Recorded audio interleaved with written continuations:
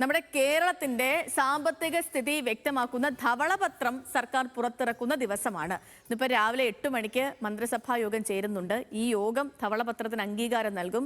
നിയമസഭയുടെ മേശപ്പുറത്ത് വയ്ക്കുന്ന ധവളപത്രം ആസ്പദമാക്കി ധനമന്ത്രി കൂടിയായ മുഖ്യമന്ത്രി വി.ഡി. സതീശൻ സംസാരിക്കും. കഴിഞ്ഞ സർക്കാരിന്റെ കാലത്തെ സാമ്പത്തിക നീക്കിയിരിപ്പ്, ബാധ്യത തുടങ്ങിയ വിശദാംശങ്ങൾ ധവളപത്രത്തിൽ ഉണ്ടാകും. വി.എസ്. അനു വിവരങ്ങളുമായി ചേരുന്നുണ്ട്. Anu, good morning. ഈ മന്ത്രിസഭ സത്യപ്രതിജ്ഞ ചെയ്ത് അധികാരമേറ്റ് ആദ്യത്തെ ക്യാബിനറ്റ് കഴിഞ്ഞതിന് ശേഷമുള്ള മുഖ്യമന്ത്രി വി.ഡി. സതീശന്റെ പ്രഖ്യാപനങ്ങളിൽ ഒന്നായിരുന്നു ധവളപത്രം പുറത്തിറക്കും എന്നുള്ളത്. സംസ്ഥാനത്തിന്റെ ധനസ്ഥിതി അതെങ്ങനെയാണ് എന്നുള്ളത് ജനങ്ങളെ ബോധ്യപ്പെടുത്തും എന്നുള്ളത്. അങ്ങനെ ഇന്നലെ റിപ്പോർട്ടുകളൊക്കെ കൈമാറി സർക്കാരിന്. ഇന്നിപ്പോൾ മന്ത്രിസഭ പരിഗണിക്കുന്നു. അതിനുശേഷം ഇന്ന് സഭയുടെ മേശപ്പുറത്ത് വയ്ക്കുന്നു. ധവളപത്രത്തിൽ എന്തൊക്കെ പ്രതീക്ഷിക്കണമാനു? Good morning Sethu. ഏതായാലും സംസ്ഥാനത്തിന്റെ സാമ്പത്തിക സ്ഥിതി എങ്ങനെയാണ് എന്നുള്ള ധവളപത്രമാണ് ഇന്ന് മുഖ്യമന്ത്രി നിയമസഭയിൽ ശൂന്യവേളയ്ക്ക് ശേഷം അവതരിപ്പിക്കുക. നമുക്കറിയാം, ഈ പറയുന്ന മുഖ്യമന്ത്രിയായി വി.ഡി. സതീശൻ വന്ന ആദ്യ ക്യാബിനറ്റിന് ശേഷം മാധ്യമങ്ങളെ കണ്ടപ്പോഴാണ് ഈ ധവളപത്രം ഇറക്കും എന്ന് അദ്ദേഹം വ്യക്തമാക്കി. പ്രതിപക്ഷ നേതാവായ തന്നെ ഞങ്ങൾ അധികാരത്തിലെത്തിയാൽ സംസ്ഥാനത്തിന്റെ സാമ്പത്തിക സ്ഥിതി വ്യക്തമാക്കുന്ന ധവളപത്രം പുറത്തിറക്കുമെന്ന് വി.ഡി. സതീശൻ അന്നേ പറഞ്ഞിരുന്നു. ഏതായാലും അത് ഇന്നുണ്ടാകും. ഇന്ന് രാവിലെ 8 മണിക്ക് സംസ്ഥാനത്ത് ക്യാബിനറ്റ് ചേരുന്നുണ്ട്. ഈ ക്യാബിനറ്റാണ് ഈ പറയുന്ന ധവളപത്രം അംഗീകരിക്കുക. നമുക്കറിയാം, മുൻ കേന്ദ്ര ക്യാബിനറ്റ് സെക്രട്ടറി കെ.എം.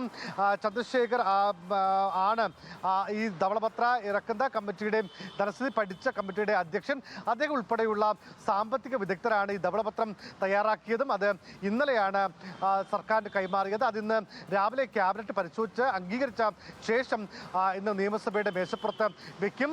നമുക്കറിയാം, ശൂന്യവേള കഴിഞ്ഞ ശേഷമുള്ള നടപടിക്രമങ്ങളുടെ ഭാഗമായിട്ടാണ് ധവളപത്രം സഭയുടെ മേശപ്പുറത്ത് വയ്ക്കുകയും അതിനുശേഷം ധനമന്ത്രി കൂടിയായിട്ടുള്ള മുഖ്യമന്ത്രിയും ഇക്കാര്യം പരിശോധിക്കുകയും ചെയ്യുക.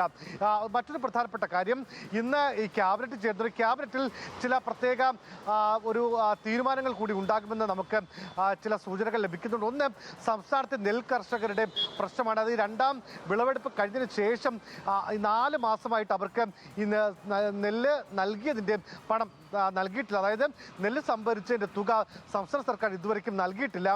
കഴിഞ്ഞ ദിവസങ്ങളിലൊക്കെ അവർ കൃഷിമന്ത്രി ടി സിദ്ദിഖ് ഉൾപ്പെടെയുള്ളവരെ കണ്ടിരുന്നു. ഇന്നും ഒരുപക്ഷെ ഇന്നത്തെ മന്ത്രിസഭാ യോഗത്തിൽ ഈ നെൽ കർഷകർക്ക് കൊടുക്കാനുള്ള പണം നൽകാനുള്ള തീരുമാനമുണ്ടാകും. നേരത്തെ സഹകരണ ബാങ്കുകൾ വഴിയാണ് പണം നൽകുന്നതെങ്കിൽ ഇത്തവണ അത് SBI അതുകൂടാതെ തന്നെ കാനറ, ഈ 2 ബാങ്കുകൾ വഴി നൽകാനുള്ള തീരുമാനം എടുക്കുമെന്നാണ് മനസ്സിലാക്കാൻ വേണ്ടി സാധിക്കുന്നത്. മറ്റൊരു പ്രധാനപ്പെട്ട കാര്യം, നേരത്തെ അല്പം മുമ്പ് സനിസ പറഞ്ഞതുപോലെ കാലവർഷം എത്തുന്നുണ്ട്. അപ്പോൾ ഈ കാലവർഷവും എത്തുന്ന പശ്ചാത്തലത്തിൽ അതുമായി ബന്ധപ്പെട്ട് സ്വീകരിക്കേണ്ട നടപടിക്രമങ്ങളെ സംബന്ധിച്ച് ഇന്നത്തെ ക്യാബിനറ്റിൽ രാവിലെ 8 മണിക്ക് ചേർന്ന ക്യാബിനറ്റിൽ ചർച്ചയാകും. അതുകൂടാതെ ഈ പറയുന്ന ജൂൺ 9-ാം തീയതി മുതൽ സംസ്ഥാനത്തെ ട്രോളിംഗ് നിരോധനമാണ്. അപ്പോൾ അതുമായി ബന്ധപ്പെട്ട് സ്വീകരിക്കേണ്ട നടപടികൾ, അങ്ങനെ ചില വിഷയങ്ങൾ കൂടി ഇന്നത്തെ മന്ത്രിസഭാ യോഗത്തിൽ ചർച്ചയാകും. ഏതായാലും 8 മണിക്കാണ് മന്ത്രിസഭാ യോഗം. അതിനുശേഷം 9 മണിക്ക് ചേർന്ന നിയമസഭ. സ്വാഭാവികമായി പ്രതിപക്ഷം ഇന്ന് എന്താണ് സഭയിൽ എടുക്കാൻ പോകുന്നത് എന്നടക്കമുള്ള അങ്ങേറ്റത്തെ രാഷ്ട്രീയ ആകാംക്ഷയുള്ള കാര്യങ്ങൾ കൂടി ഇന്ന് നടക്കാനുണ്ട്.